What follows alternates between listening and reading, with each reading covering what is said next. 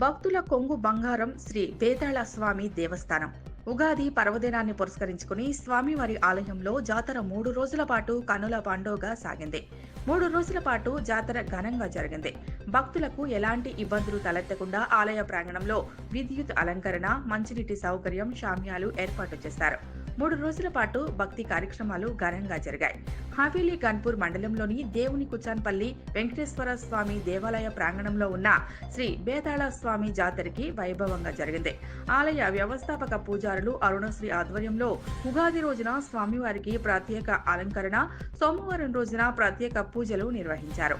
మంగళవారం రోజు బండ్ల ఊరేగింపు, బుధవారం నుండి బండి శీలా కార్యక్రమం, గురువారం రోజు రథోత్సవం, పూజా కార్యక్రమాలు, అశేష జనవాహిని భక్తుల మధ్య రథోత్సవం అంగరంగ వైభవంగా జరిగాయి.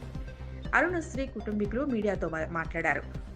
తరతరాల నుండి మా ఇంటి ఇలవేల్పు శ్రీ బేతాళ స్వామి అని చెప్పారు. స్వామివారి దర్శనానికి కర్ణాటక, మహారాష్ట్ర, తెలంగాణలోని నిజామాబాద్, ఆర్మూర్, బోధన్, బాన్సువాడ, కామారెడ్డి, సంగారెడ్డి జిల్లా, పటాన్చెరు, హైదరాబాద్ పరిసర ప్రాంతాల నుండి మొక్కులు తీర్చుకోవటానికి స్వామివారి దర్శనానికి భక్తులు అధిక సంఖ్యలో వస్తారని చెప్పారు.